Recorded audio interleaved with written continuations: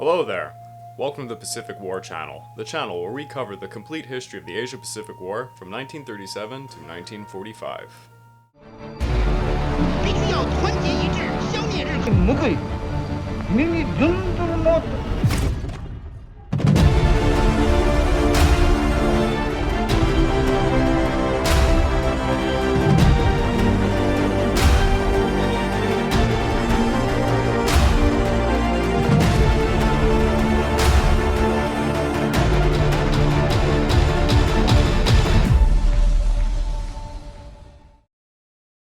We are currently looking at the major historical events that led up to the Pacific War. Today's episode is going to be on the Taiping Rebellion of 1850 to 1864. If you didn't already watch my previous episode on the Second Opium War of 1856 to 1860, you should probably click here now, as it gives a lot of the background information as to what's going on in China during this entire period. And as we mentioned in our last episode, China after the First Opium War was in a terrible situation. The imperial court positions, which were only obtainable by rigorous examination guaranteeing the competency of the ruling class in China, had changed as a result of social upheaval. Now by the 1850s, anyone with $800 could buy their way into the official positions, and as a result, the imperial court began to decay. The inefficient imperial court overly taxed the population, was rampantly corrupt, and it officially discriminated against minority groups within China. There was also an overflow of the Hanghe River in 1856, which destroyed thousands of acres of rice paddies. China had recently had a population boom from 125 million in 1736 to a whopping 432 million by 1852, and the flood created a mass famine. Moreover, the Treaty of Nanjing, after the First Opium War of 1839 to 1842, completely humiliated the Chinese. And all of this created a perfect catalyst for rebellion. The Taiping Rebellion began in the southeastern province of Guangxi in 1851, and it lasted until its final suppression in 1864. The leader of the rebellion was a man named Xiuquan, the third son of a hard-working rural family in Guangdong. Hong's family were Hakka, a minority people in southern China. His family made many sacrifices to get him educated enough to try for a place in the scholarly gentry by taking the civil service exam. Hong failed the civil service examinations twice, humiliating him and leading him to go to Canton to continue studying in hopes of passing for the third time around. It was also around this time he came into contact with Protestant missionaries and briefly read loose translations of the Christian Bible in Chinese. After failing the exam for the third time, Hong suffered a nervous breakdown, which was accompanied by delirium and a series of hallucinations. In these visions, Hong found himself talking to an older, bearded man with golden hair who wore a black dragon robe and was called Elder Brother. The man gave him a sword and taught him how to slay demons who were infesting heaven. Hong went on like this until in 1843 he tried to pass the exam for a fourth time and failed. This resulted in another nervous breakdown, and Hong began to interpret these visions where he was talking with his elder brother. He then came to the conclusion that elder brother was actually Jesus Christ, and Hong was the younger brother of Jesus Christ. Hong began burning all Confucian and Buddhist statues and books in his house, and then started to preach to the community of his divine mission, which was to kill demons, who were Chinese gods, and the current emperor of China, Xiuquan. Hong's charismatic preaching in 1847 in Guangxi began to create a large following, many of which were fellow Hakkas. After a while, more minority groups converted, and even members of the Triad organization joined. You see, the Triads had begun a secret movement to oppose the current Manchu-led Qing Dynasty in the hopes of restoring the old Han-run Ming Dynasty back to the Dragon Throne. As more and more converted, Hong's teaching began to target the Qing Dynasty in particular, stating it was righteous to destroy it and create a heavenly kingdom. This kingdom was called the Taiping Rebellion, Heavenly Kingdom, literally meaning the heavenly kingdom of great peace. Hong declared himself the heavenly king of the new dynasty, and his followers were called Pao Shengqi, in English would be God worshippers. By 1851, Hong had recruited over 20,000 god worshippers. A note of importance, Hong's philosophy was of opium abstinence, and many joined his cause as a way to kick off the drug. The Taiping Rebellion was a political and military force with a proto-12-step program for recovering addicts, a sort of theology that liberated its adherents from substance abuse. This is not limited to just opium. It included alcohol, gambling, tobacco, prostitution, the pig trade, and any other form of slavery. This is all very important because the Qing Dynasty's military may have been suffering rates of up to 90% addiction to opium during this period, while Hong had banned the substance from his military completely. It has been argued by scholars that this accounted for a large part of the early military successes of the rebellion. Hong's most prominent disciple, a charismatic ex-opium smuggler and coal salesman, Xiuquan, was to be the early movement's military genius. In January 1851, in the southern province of Ganji, local Qing officials launched a campaign of religious persecution targeting the god worshippers. The Qing military quickly encircled and attempted to attack the god worshippers. This led to 20,000 Taiping rebels to rout a Qing force of over 30,000 stationed in nearby Jianxian, many comprised of the Green Standard Army. I will get into the specifics of both forces later on, as it is extremely complicated, so please bear with me. The Qing forces, led by Zhao Fengqi, tried to launch an offensive in Jianxian, but the rebels anticipated the attack and ambushed them near Xiuquan Dike, Keijing village, and near Thistle Mountain. Many of the Qing forces were repulsed from Thistle Mountain by 10,000 rebels, armed only with pikes and halberds. Taiping women also fought alongside the men in what is known as the Jianxian Uprising. A large reason for his success, it should be noted, is that Qing forces were also busy suppressing the Dungan Rebellion nearby. After this victory on January the 11th, Hong officially declared himself the Heavenly King of the Heavenly Kingdom of Peace and began to march. He adapted the Ten Commandments for Chinese sensibilities to his doctrine, naming the emperor as a false god in the first commandment and adding obedience to Hong and his officials as the fourth. He then ordered the god worshippers to cut off their queues as a universal symbol of cutting their servitude to the alien Manchu Qing Dynasty. Now, before I speak about the battles that raged until 1864, I will try to explain what the militaries looked like and how they worked. Please note that both the Taiping rebels and the Qing military changed dramatically over the course of 1850 to 1864, and I am merely giving a general overview. The Taiping rebels, as already mentioned, did not wear their hair in the Manchu queue style. They often kept it long and loose or tied up in a knot. They got the nickname Changmei Jia, long-haired bandits, from this. Their usual uniform was red jackets with blue trousers, and some wore red turbans or a headscarf, but many simply wore whatever they could get their hands on. They were rebels after all. Their two flags can be seen here. The Stin Army Corps consisted of 13,156 men, divided into 5 Xi regiments, 2,500 men with officers. Each Xi was divided into 5 Lu battalions of 500 men, and each had 5 Tu companies of 100.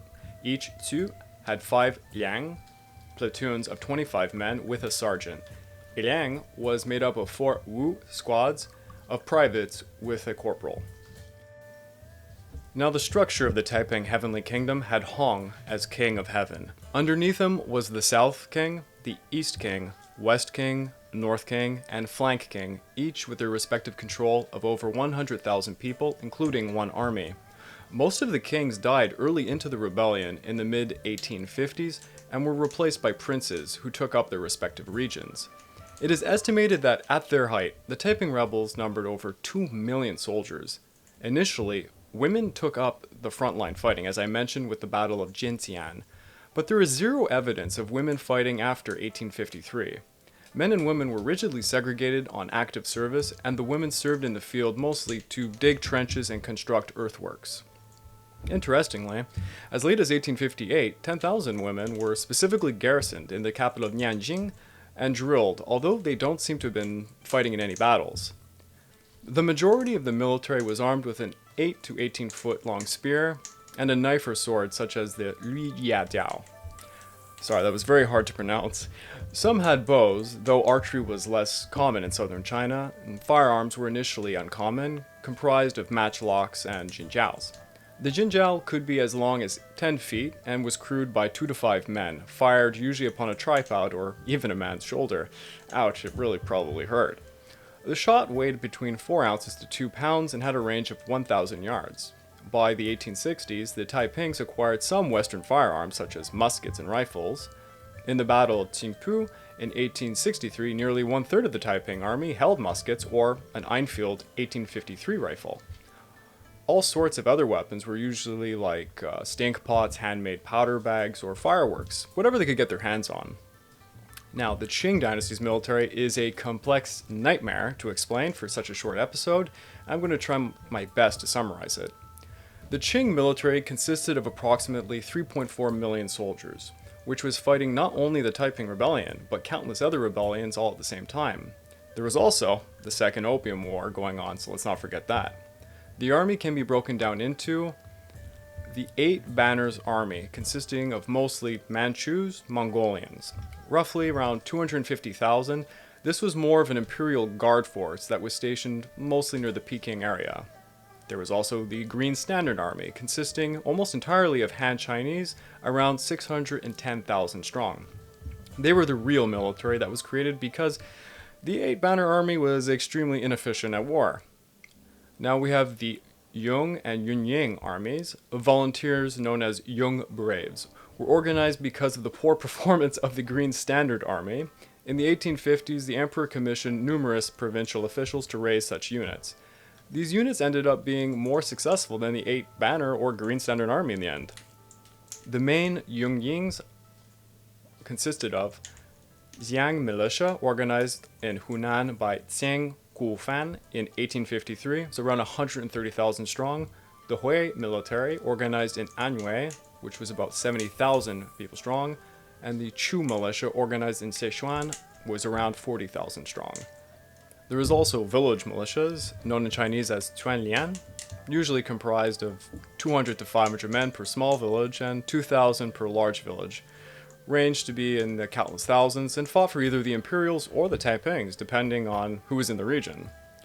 Now, there was this specific force called the Ever Victorious Army, which will be called EVA for short. They were 5,000 strong. The EVA was originally a foreign mercenary force formed under the command of an American filibuster, Frederick Townsend Ward, in 1860. It soon became an army of Chinese soldiers trained and led by Western officers. It began as a local strategic support group to repel Taiping rebels from Shanghai, which the Western forces of Britain and France were occupying as a result of the ongoing Second Opium War. This eventually led the EVA to help the Qing military within the Shanghai region, because the Westerners really did not want the Taiping government to ruin their trade deals, as you can imagine. The EVA soldiers were armed with 44 American Colt Dragoon revolvers, or 38 Colt Navy revolvers, .577 sharp percussion carbines, .702 British Tower muskets, or the .577 Enfield rifle. Artillery was the 8-inch howitzer, mortars, rocket tubes, and riverboat flotillas. They also had artillery mounted on them. The Imperial forces, aside from the EVA, were equipped with various weapons. Regulations apparently required that each man had a shield, a bow, matchlock, spear, and 2 swords, but in reality, the majority were equipped with no more than a sword, polearm, or spear. Northern Chinese forces were skilled archers, particularly the Mongolian bannermen, who used bows. The bow was considered a more effective weapon than the matchlock for those skilled in archery. Remember, southern China, where the majority of the Taiping rebels came from, were not known for archery as much, so the northerners had a decisive advantage. Jingaos were used on tripods or mounted on cavalry, and the Qing military had a large amount of cavalry, which the Taipings dramatically lacked. Western firearms, such as the ones the EVA were used in small numbers. For example, it is estimated that the Hui armies had at least 1,000 muskets and rifles in 1862. This increased to about 15,000 by 1864. Less conventional weapons included magazine-fitted crossbows capable of firing 10 bolts rapidly, or rocket-propelled barbed arrows fitted with fireworks, which sounds absolutely awesome. I really hope to edit something in to show these off. Those must have been cool. The artillery included long dragon cannons made from brass, iron, and copper, wood, and usually constructed to look like dragons. These were entrenched or mounted on carriages. By the 1860s, some small caliber field artillery began to be used on mule-drawn carriages. Both Taipings and the Imperials tried to copy Western exploding shells with limited success. There is so much more to say about all of this, but I would have to dedicate an entire episode just to go into the weaponry alone.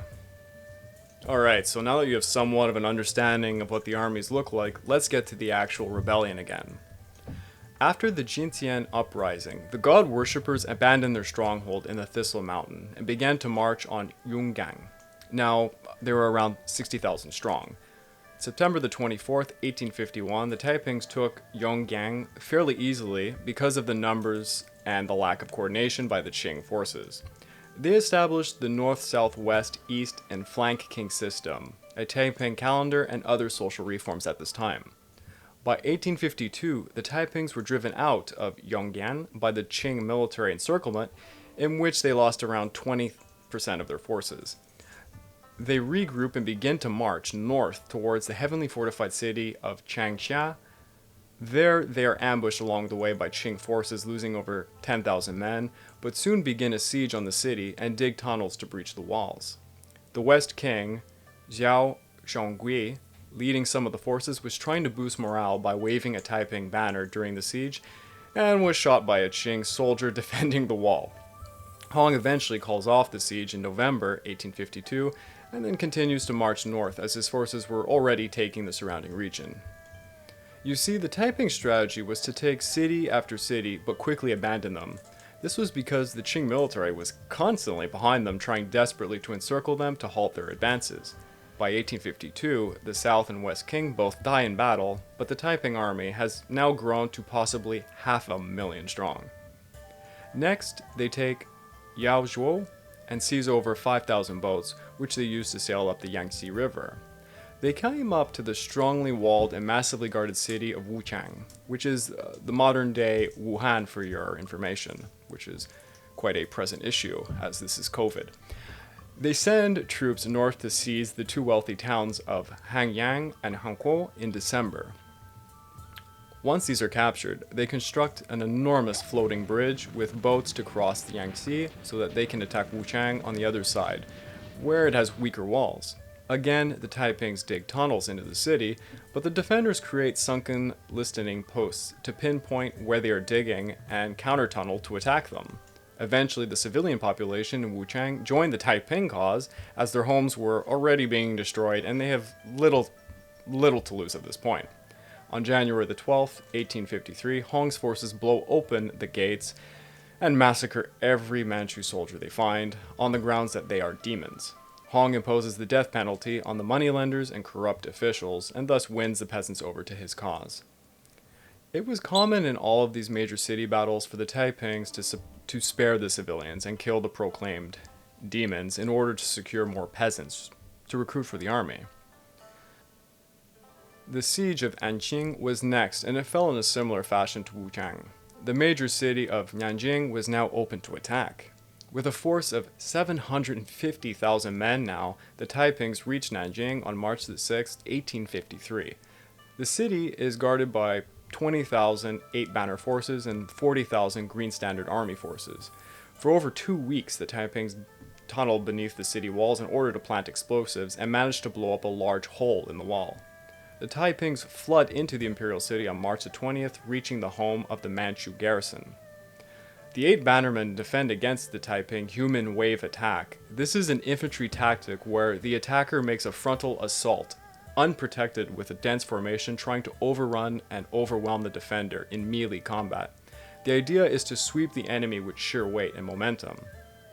The battle is extremely bloody, with over 10,000 Taiping casualties. The eight bannermen and Green Standard forces of 30,000 members of their Manchu families are butchered when the city is captured. Hong is merciless to the people of Nanjing, who he considers all demons. Besides killing the usual suspects like moneylenders, Manchus, corrupt officials, and the rich, this time there was a lot of women and children that were killed. Now, while the god worshippers prayed for their victims, the demon prisoners were herded en masse into buildings which were lit on fire. Unfortunately for many Manchus, they were easily identifiable because of the way their deformed skulls looked. During infancy, they would bind their skulls. That's something I should have maybe said at the beginning. The Yangtze River was literally overflowing with corpses at this point. The seizure of Nanjing allowed Hong to effectively block the Yangtze and thus Peking itself from the southern lands which fed it. At this point, the Taipings could march on Peking and almost certainly have overthrown Emperor Xianfeng and with him the Qing Dynasty. However, this is not what ends up happening.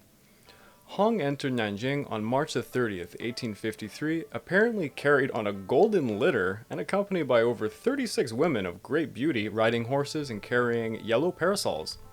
This would have been quite a very shocking scene in China, where women were supposedly only there to maintain a demure demeanor. 10 days later, Hong began wearing a yellow robe and the shoes of an emperor, retiring in the Nanjing's viceroy's palace, where he never left for over 10 years. Hong declares Nanjing to be Tianjin, the heavenly capital, and it seems he then went into a sex-crazed period of depression and decadence. He stopped shaving and was attended by over 800 female servants. Some French observers reported that Hong kidnapped and raped French virgins, whom he forced into the palace harem. Needless to say, he allowed matters of governance to be done by subordinates, while he lived it up. The subordinates devised a land distribution system, created public granaries where food could be stored, and implemented military training programs for the civilians. Hong made many social reforms, such as segregating the sexes, abolishing foot binding, abolishing private property when possible, and redistributing land. In many ways, the Taiping ideology can be seen as a precursor to Marxism. It seems that the wealth and comfort of Nanjing did not just soften Hong, it also affected his generals, who were spared his laws, like the prohibition of sex. Hong continued to pay lip service to the revolution's original goal of capturing Peking and ousting the demon emperor Xianfeng, while him and his generals enjoyed the high life in Nanjing. In May 1853, Hong sent a measly army of only 20,000 soldiers to march in Peking. The troops were ill-prepared for the severe winter conditions, and many fell victim to the weather. Also, there was no supply lines kept from Nanjing, and extreme foraging hindered the troops. The force made it around 100 miles before Peking when Emperor Xianfeng unleashed his secret weapon, a mercenary force of Mongolian cavalry led by our old friend, Prince Sang Linquin, who we will call Sang from now on, to encircle the Taiping rebels, who had no cavalry. The rebel infantry were no match for the faster-moving Mongol cavalry archers, who dispersed the army quickly before it could even threaten Peking. The Qing forces also diverted water from the Grand Canal to flood nearby Taiping camps. The rebels, they clung to makeshift rafts trying to escape, with remnant survivors driven to Lianjian, where they were completely annihilated by the Mongol cavalry. The failure to send sufficient forces to Peking or support them led the Taipings to focus on defending their new capital in Nanjing. Thereafter, their field armies had to be recalled to Nanjing constantly to frustrate the Qing forces attempting to encircle the Nanjing region. This led the Qing to set up two imperialist headquarters on the north and south of the Yangtze. From then on, the Qing military constantly attempted to retake cities around Nanjing in order to encircle and strangle them. In December 1856, Yang Zuqing, the East King, began to speak as the voice of God, stating that Hong was too harsh on those around him and too indulgent of his 4-year-old son, Tiangui Fu. Yang strengthened his position by claiming visions similar to Hong's, and by the summer of 1856, it seemed apparent that preparations were being made to transfer power to Nanjing to him. Surprisingly, Yang's rival, the Northern King, Wei Chanhui, suddenly attacks his forces and kills Yang, along with 20,000 of his supporters, in a bloody 2-week purge, where it is estimated that between 10,000 to 100,000 people die fighting. Please note that in 1856, the Second Opium War has just kicked off. It's in the background. Disturbed by the purge, the flank king, Xiuquan, returns to Nanjing in October 1857, speaking out against Wei Chanhui for his actions. Wei commands his force to kill Xi's family members, and then Xi flees the city and prepares his troops to attack the city. Hong then has Wei killed and sends his head to Xi to prove he has avenged his family's deaths, so that Xi returns to the city. Hong then names two of his elder brothers as new kings, Hong Mianfa as Peace King and Hong Rande as Blessings King. This led to hard feelings of resentment for Xi, who saw competition with the family members of the Hongs. Let's remember, Shui was the last remaining king before these two were promoted. So, hard feelings.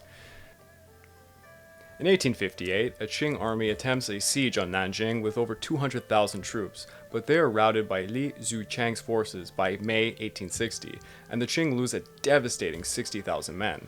Inside the palace, Hong has become more and more reclusive and surrounding himself with his harem and immediate family members. Hong is beginning to only trust his immediate family now and proclaims Hong Ringang as Shield King to increase his family king structure. Xi is unable to get along with the Hongs and strikes out on his own into the western province in 1857, taking about 70,000 troops with him. He has minor successes campaigning in the 8 provinces, but is eventually captured and executed by Qing forces by 1863. The purge and Xi's departure marked the beginnings of the Taiping's fall, basically, effectively eliminating capable military leaders and many of the experienced officers. There was some hope, though, with the promotion of Li Xiuquan to Eastern King, who was given the orders to capture Shanghai in early 1861. Li Xiuquan took 500,000 troops with him into marching on Shanghai, taking Zhuzhou on the way, very easily. Encouraged by the easy conquest of Zhuzhou, Li believes the Western foreigners of Shanghai will welcome the Taipings with open arms. This is because the Western foreigners had previously contacted Nanjing and stated that they would remain neutral during the entire conflict. Li hopes to trade for Western firearms and steamships from the Anglo-French traders there who are currently at war with the Qing Dynasty. You know, the enemy of my enemy is my friend. Take note, Emperor Xiangfang dies in 1861 and is succeeded by Emperor Tongji. Also, a Qing force led by Zheng Guogang managed to recapture Anqing from the Taiping. Now, this is where I would argue the Taiping Rebellion met its match. On August 18, 1861, the Taipings reached the Shanghai region, forcing the Qing military to flee and regroup behind the walls of Shanghai city. The Taiping forces advance to the wall city, expecting the Western foreigners to embrace them, but instead are met with gunfire from the walls. Frederick Townsend's ward's 3,000 Ava troops, who initially were formed to fight piracy, now had orders to defend the Shanghai region from the Taiping rebels, officially withdrawing the Western's promise of neutrality. The Taipings had orders not to fire on any Westerners, and the result was about 300 Taipings dead, and with it the hopes of ever trading with them. The Taiping forces then broke into 5 major army groups led by Tan Zhuogang, Li Rongfei, Ji Qingyang, Chen Qianchu, and Chen Bingwang. I am sorry if I mispronounce these names, who begin to attack and occupy local city suburbs of the Shanghai region, such as Pudong, Jiatang, Taichung, Jiangxing, Nanhui, all in preparation for a large assault on the city of Shanghai. The defenders consisted of 40,000 Green Standard Army members led by Huang Yisheng, 20,000 Huiying militia led by Li Hongzhang, and Ward's 33,000 Ava troops. What occurs in this region from then on is a series of absolutely terrible defeats for the Taipings. March 1st, 20,000 Taiping rebels leave Xiaotang and attack Pudong, where they run into Ward's Ava force. The Ava routs the rebels using sharp repeating rifles, inflicting high casualties and expelling them not just from Pudong, but also from Xiaotang. On April 15th, 5,000 Green Standard Army members encircle the Taipings, who occupy Tiankang. Li Xiuquan orders a relief force of 100,000 men April the 19th to help, which forces the Green Standards to flee, but they are caught in between and are completely wiped out. On April the 29th, Major General Chen Binwen takes his forces from Jiandian to attack Songjiang, where he faces Hui Ying militia, who effectively defend the city. Binwen is forced to make a retreat west as a result of this. May the 1st, Li Rongfei's Taiping forces in Nanhui are encircled by the Hui Ying militia and are forced to surrender. By the end of May, with all these setbacks, the Taipings were effectively expelled from a 30-mile radius of the Shanghai proper region. In September 1862, Tan Xiuquan, with a Taiping force of 80,000, mounts a second attack on the Shanghai proper, being defended by a force of 20,000 Hui Ying militia commanded by Major General Guo Songlin. The Taipings move in rapidly, reaching Qingpu, 5 kilometers from Shanghai City. Just before they can launch the attack, the Qing Navy, led by Huang Yixin, bombards them from the river. Then the Ava forces show up, devastating the Taiping rebels with sharp repeating rifles and Colt revolvers, completely haltering their attack. The Taipings are stuck and use the time to build floating bridges to retreat by going around the defender. The Qing Navy, combined with 6,000 Hui militia, make 8 successful attacks on the trapped Taipings, cutting off their retreat.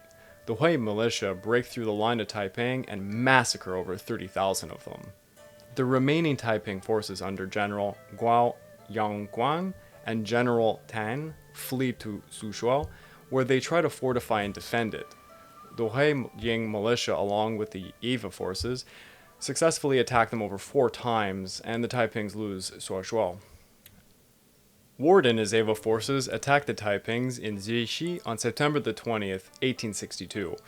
Ward leads a frontal assault and is shot by a Taiping musketeer. Ward manages to win the battle, but dies soon after because of his injury. He is replaced by Charles George Gordon, known as Chinese Gordon. By 1863, Shi Dekai fights a battle in Chengdu, trying to stop the Qing forces from reaching Nanjing. He ends up encircled and surrenders, which results in his execution. Now the path to Nanjing is laid open to the Qing forces. This led Hong to retreat more and more to his harem and depression until he officially announced that his son, Tianggui, would now deal with all worldly affairs so Hong could concentrate on leading his followers to their heavenly place. Hong changed his son's name to Tianggui Fu, Heaven's Precious Happiness. It was also at this point when Hong stopped seeing anyone but his closest friends and family members, completely secluding himself.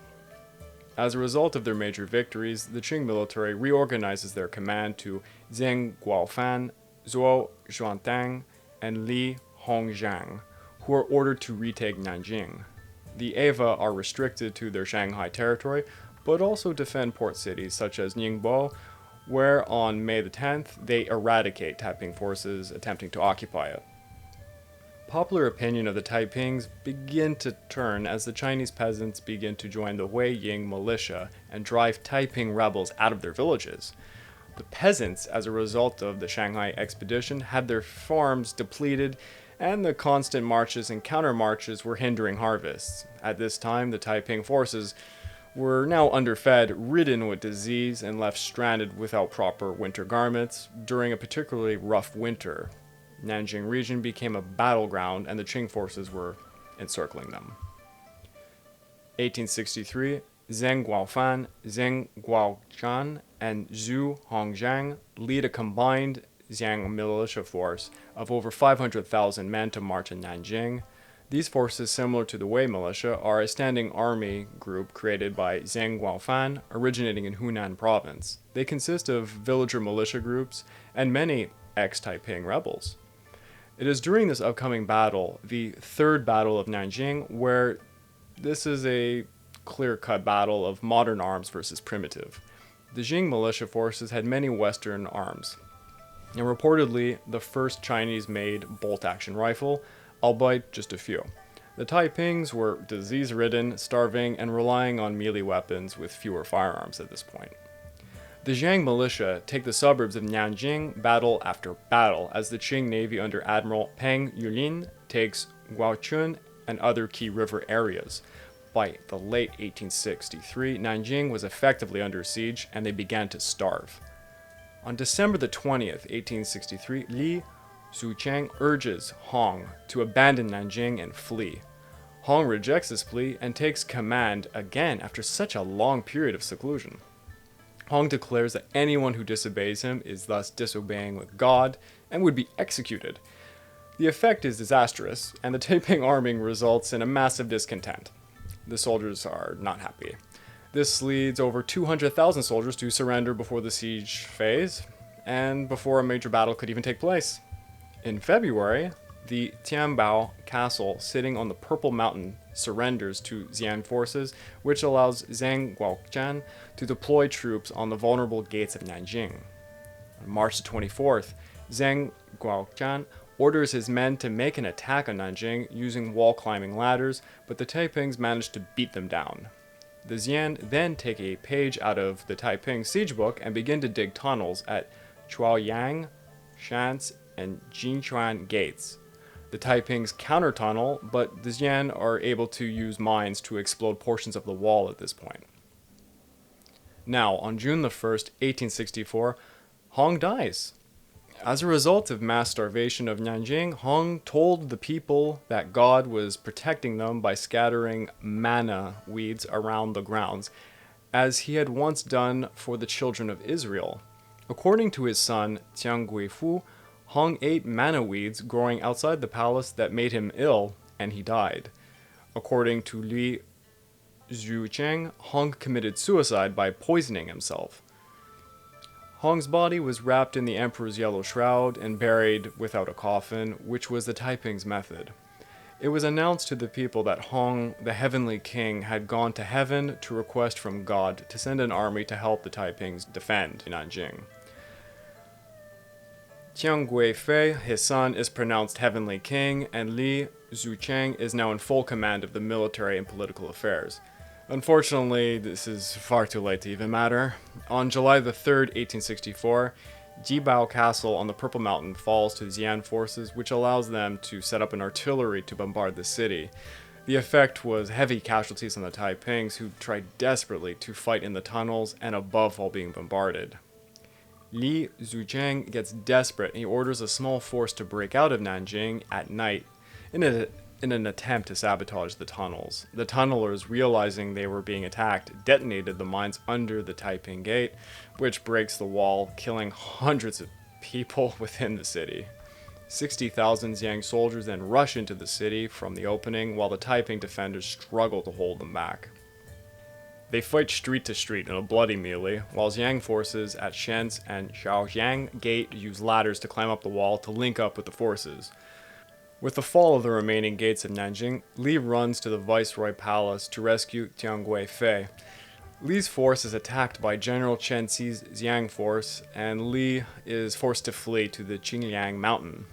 Li holds only 1,000 men left and makes an attempt at the Taiping Gate at night disguised as Xiang soldiers, but only manages to escape to Ming Xiaoling Mausoleum.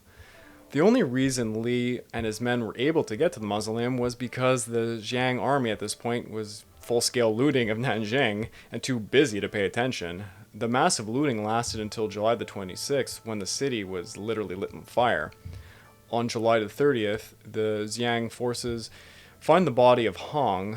They exhume it, behead it, and cremate it. They then take the ashes and blast them out of a cannon to ensure his remains have no resting place. This is the eternal punishment for his rebellion. Li tries to find Jiang Guifei again, but his small force of 1,000 men is attacked by a cavalry force of 700.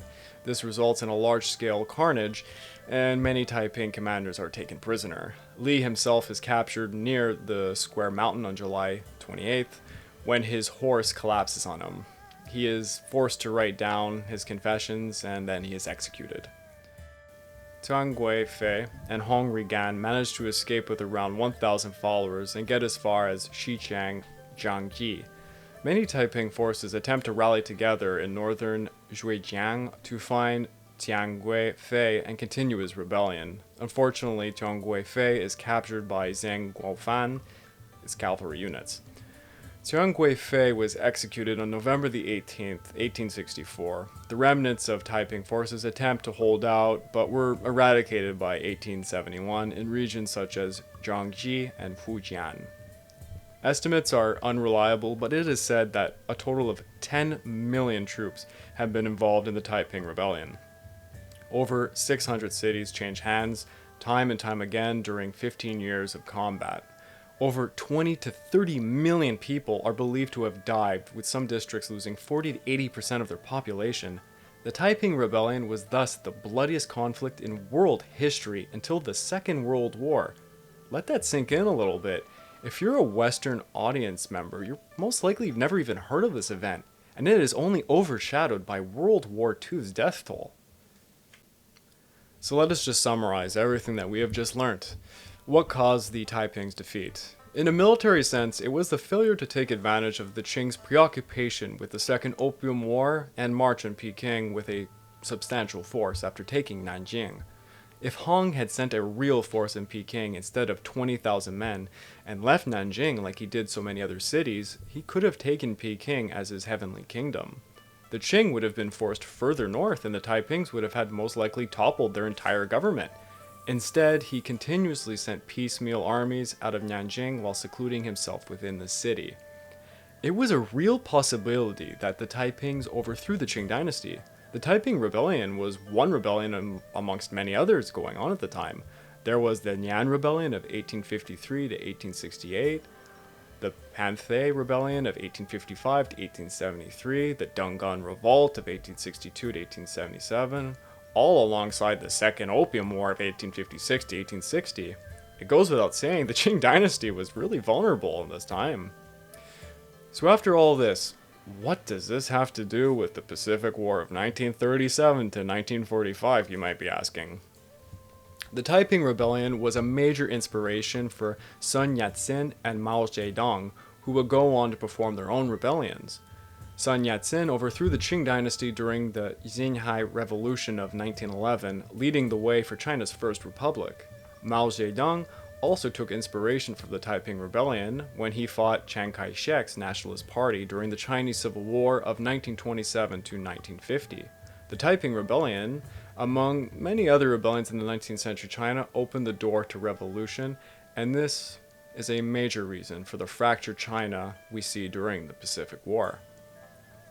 I hope you really liked this episode of the Pacific War. Please don't forget to subscribe and leave a like and or comment. As you can see, I have a very hungry bird who's been quite patient this entire video.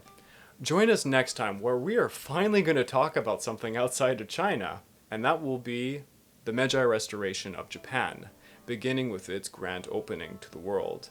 This has been the Pacific War Channel. Over and out.